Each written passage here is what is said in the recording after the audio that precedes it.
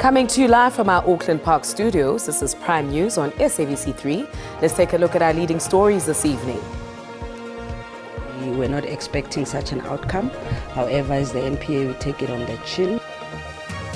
First up, the National Prosecuting Authority says that it is disappointed by the decision of the High Court in Johannesburg to grant bail to controversial businessman Molefe. You did not protect South Africans. You exposed us to drug cartels.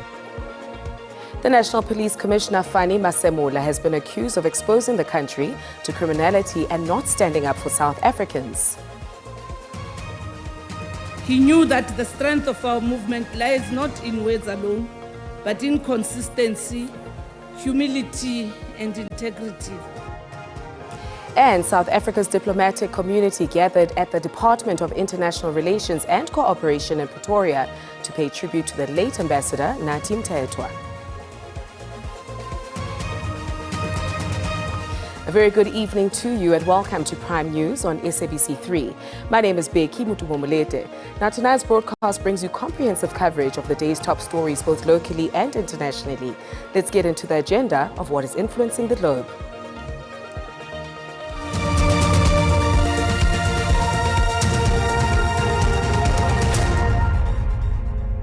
The National Prosecuting Authority has stated its disappointment in the decision made by the High Court in Johannesburg to grant bail to controversial businessman Molefe. The court granted Molefe a bail amount of 400,000, overruling the previous ruling of the Alexandra Magistrates Court, which denied the initial bail application in August earlier this year.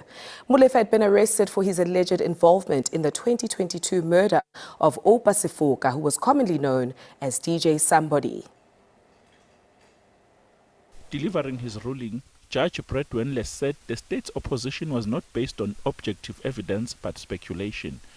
The appellant is granted bail in the amount of 400,000 rand, full stop. This amount is in addition to the bail granted by the High Court of South Africa, Gauteng Division, in brackets Pretoria, under case number capital letter A 112/2025, in the sum of 100,000 rand. The bail conditions restrict Molefe from leaving Gauteng except for business travel to Welkom in the Free State.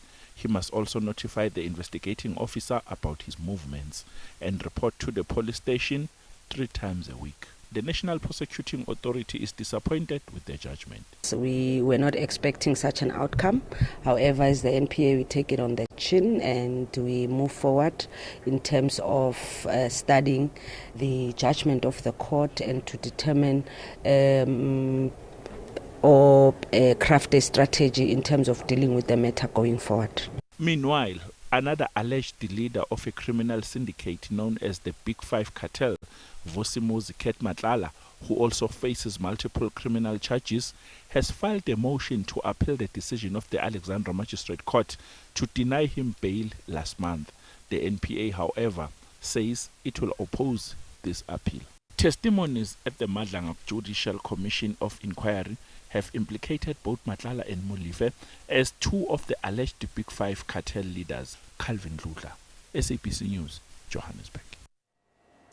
Meanwhile, National Police Commissioner Fani Masemola has been accused of exposing the country to criminality and not standing up for South Africans. Some members of Parliament's ad hoc committee looking into allegations of criminal infiltration, corruption and political interference within the criminal justice system say Masemola had a duty to protest against the instruction of the Police Minister Senzo Mchunu to disband the Political Killings Task Team. We must know if you are fit to do this job.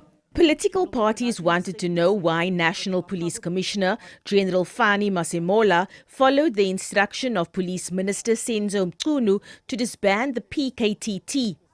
The parties implied he could be complicit to the bigger role criminal syndicates, along with some political heads, play in the country. You did not protect South Africans. You exposed us to drug cartels. Was this instruction illegal from Minister Mchunu? And if it was legal, at what stage did you know that it's an illegal instruction from him? And did you inform him that this is an illegal instruction? You're a really nice guy. I mean, there's no question about that. But you're too nice. You're way too nice. You're the head of the South African police. Nobody can tell you what to do. You've got a lot of power. You should accept that you did not act in a responsible manner as a national commissioner after you discovered that there was something wrong. Your minister in Pretoria is the one who issues illegal directives. Masemola responded by saying that while he may not have responded in the correct manner, he did what he thought was right at the time. If you were in my position that time, not knowing all these motives, and I think, well, I did the best I could, and the team is still there up to today. I might not have been perfect, I might not have been done the way you might have liked I should have done it, but I did it my way. Masemola also told MPs that the disbandment of the PKTT was not about the team not adding value to the criminal justice system. He says the motive was bigger than that. Abra Barbia, SABC News, Parliament. More on this, the Matlanga Commission probing the same allegations within the country's criminal justice system will resume its hearings on Monday, the 13th of October, 2025.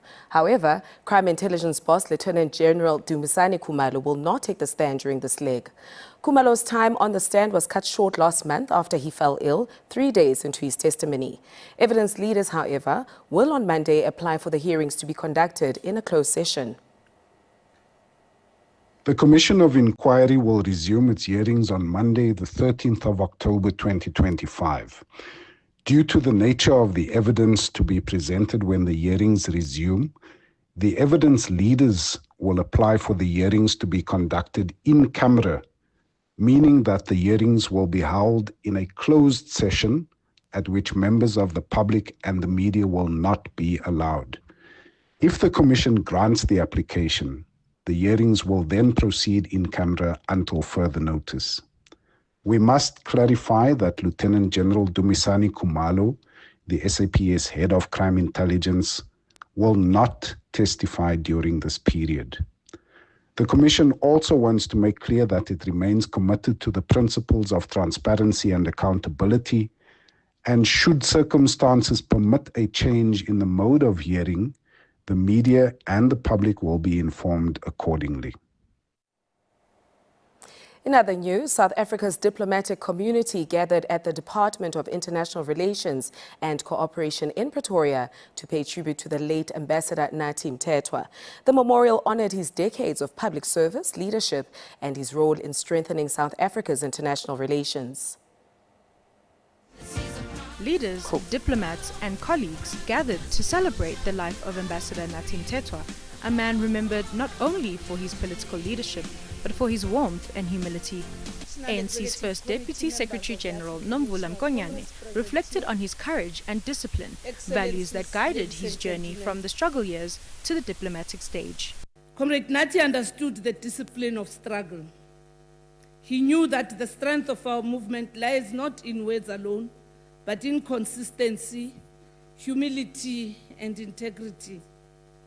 From his youth in the liberation struggle to his final years in the public service, he embodied the ANC's finest traditions. French Ambassador to South Africa, David Macrinon, remembered Mthethwa as a bridge between nations, a man who strengthened ties and embodied the friendship between France and South Africa.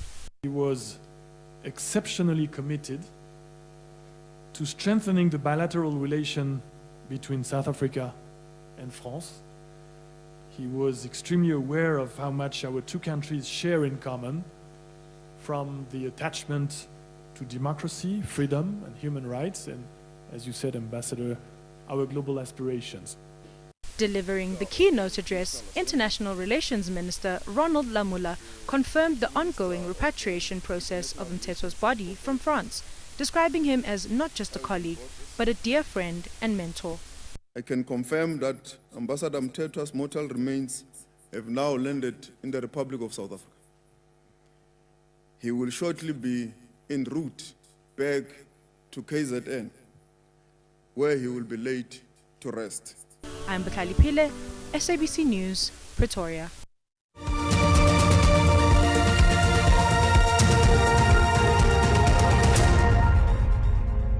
Welcome back to Prime News on 3. The University of Fort Hare in the Eastern Cape says Vice-Chancellor Professor Sakela Buhlungu will continue leading the institution. This follows the week-long protest by students who called for Buhlungu's immediate resignation. The students are challenging the University Council's decision to extend Buhlungu's contract by 12 months.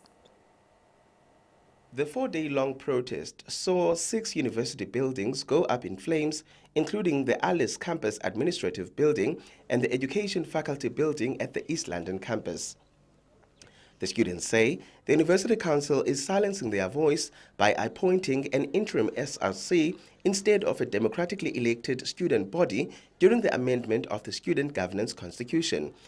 And we actually ran a study just 3 days ago where we've had over 900 registered undergraduate and postgraduate students participating. And only between 10 and 12% said they believe the VC must go. So we are saying that this issue is being exploited by those who do not want to see structure, discipline and governance in establishment of higher education in the Eastern Cape. The institution's academic staff are concerned about the loss of academic material worth millions of rands.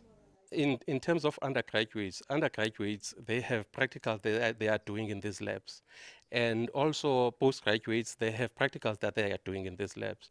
So in reality, that means that even if they come back, we're going to struggle in making sure that we continue with the practical part. The institution is hoping to resume its academic program online on Monday. Sitima Mveku, SABC News, eThekwini.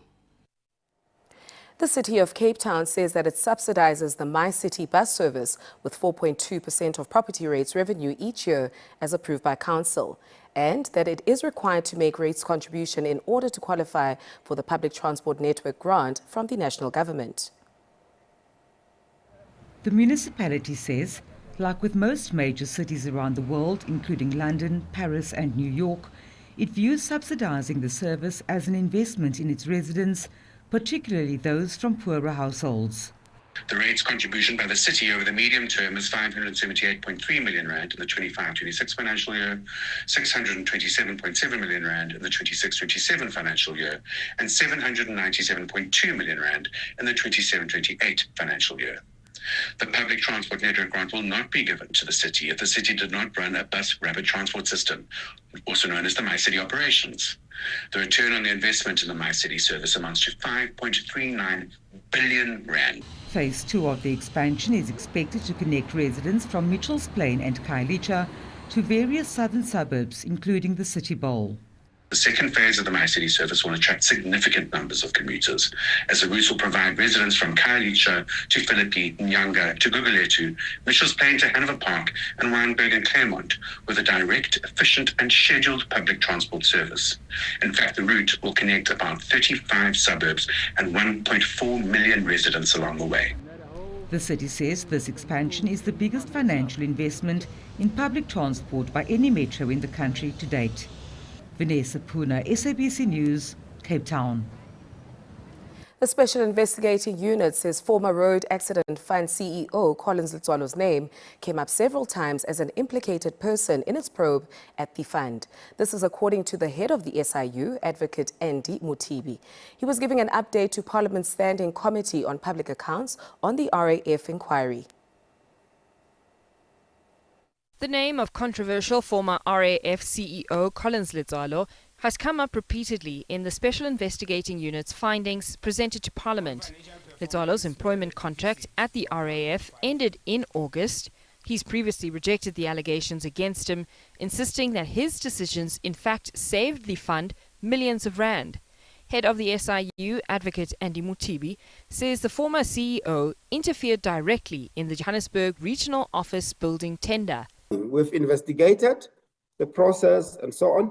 So we have found that the former CEO interfered in the procurement process in that he authorized the re-evaluation of the already evaluated bid by the BEC and BAC, Bid Evaluation Committee and the Bid Adjudication Committee.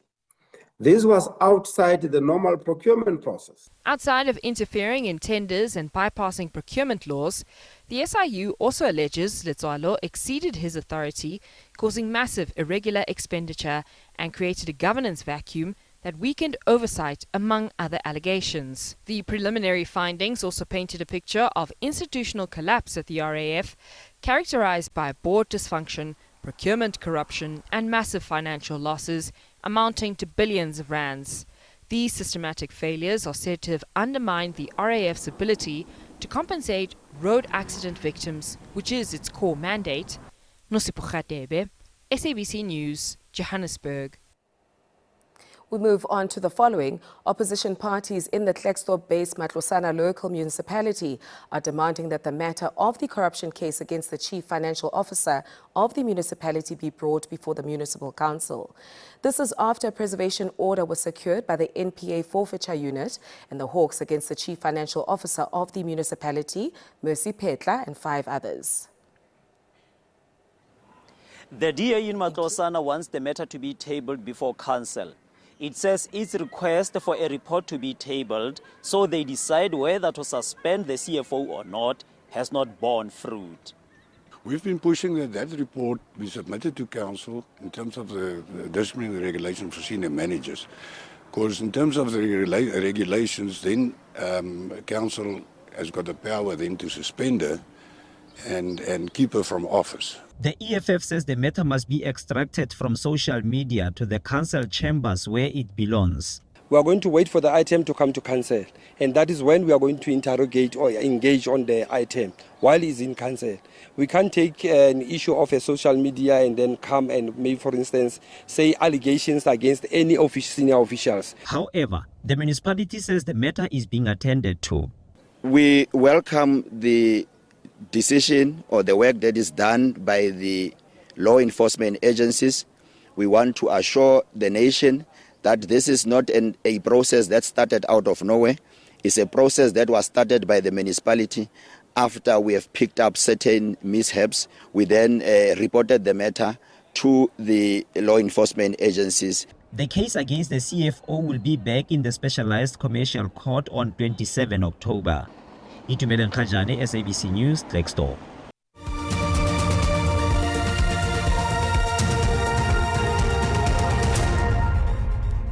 Thank you for staying with us. South Africa wants to make itself a primary actor with regards to nuclear energy in Africa. This was echoed by the Minister of Energy and Electricity, Dr. Kgosientsho Ramokgopa, who was speaking at the G20 Nuclear Energy Ministerial Conference, which was held in Durban. The Minister of Energy and Electricity, Dr. Kgosientsho Ramokgopa, says South Africa will re-industrialize on the back of the decarbonization agenda, where nuclear energy plays a large part. We have been able to build over time an exceptionally strong pipeline of nuclear scientists, engineers, some of whom we have exported to the rest of the world because we abandoned the nuclear build program. As Ambassador Grossi makes the observation, there's a new realism as opposed to a resurgence on nuclear. Ramokgopa says the rapid deployment of modern-day technologies of nuclear energy will spearhead small-scale modular reactors. He acknowledged that the financing of nuclear energy is the Achilles heel that requires attention. We are also upfront about some of the solutions that we are designing to help us to finance nuclear going into the future. And we see that there's a growing appetite by a number of financing institutions. About 14 of the world's largest and influential financial institutions have endorsed the declaration to triple nuclear energy by 2050. Ramokgopa says there's an increase in the uptake of nuclear energy in Africa. Egypt has 4 reactors currently under construction with planned commissioning in 2028. Nigeria is aiming for 4,800 megawatts of nuclear power, while Uganda and Ghana are each planning for 1,000 megawatts of nuclear power. Diabo Seto, SABC News, Johannesburg.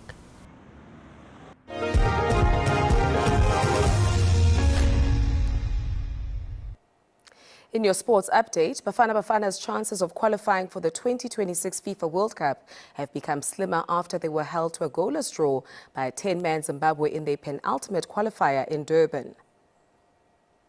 Benin beat Rwanda 1-0 in another Group C qualifier in Kigali and now sit atop the group with 17 points, while Bafana are second with 15 points. Bafana will have to beat Rwanda on Tuesday and hope Nigeria beats or draws with Benin for them to qualify for the global showpiece. Both sides ended the match with 10 men after defender Mbegazeli Mbogazi was also red-carded late in the match.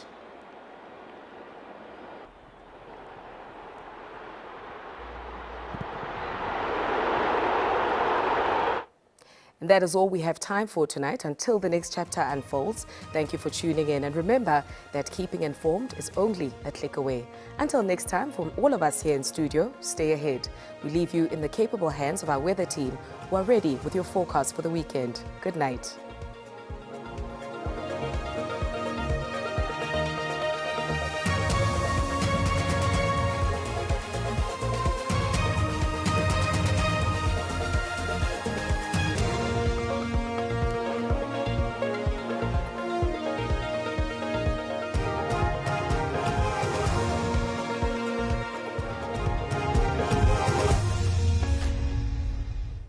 Thank you very much and a very warm welcome to the weather desk. Time for us to look at those conditions over the country. Let's look at some rainy conditions for tonight. We're expecting up to 60% chance of showers and thunder showers as we move towards Mpumalanga, stretching all the way into Limpopo. Isolated over Gauteng, stretching towards the central parts of the country. And also, those rainy conditions are expected as we move towards the coastal areas over Kabeja, stretching into George and surrounding areas for tonight. For tomorrow, we see rainy conditions all over the country. We're expecting this band of showers and thunder showers scattered over the central parts of the country for tomorrow. Still expecting isolated showers and thunder showers as we move towards Gauteng, Limpopo, Mpumalanga, and also KwaZulu-Natal, with some morning fog patches as we move towards the coast, especially as we move towards the Western Cape, stretching all the way into Alexander Bay, Vredendal, and also Springbok. Those morning fog patches also expected over that interior of the Eastern Cape, KwaZulu-Natal, and also Limpopo, which means that visibility will be reduced in the morning. Looking at our warnings, we're still expecting a level 2 warning of some severe thunderstorm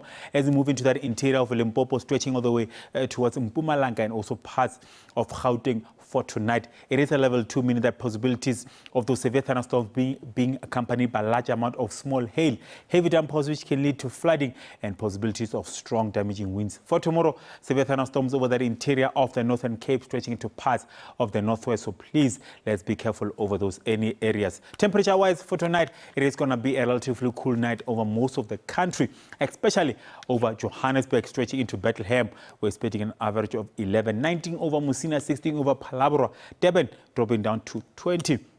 Cold conditions over Sunderland with a low of 10. The mother city dropping down to 14. Maximum temperatures for tomorrow area is going to be a warm day over most of the country with those rainy conditions all over South Africa. 28 over Bloemfontein, Vryburg at 25.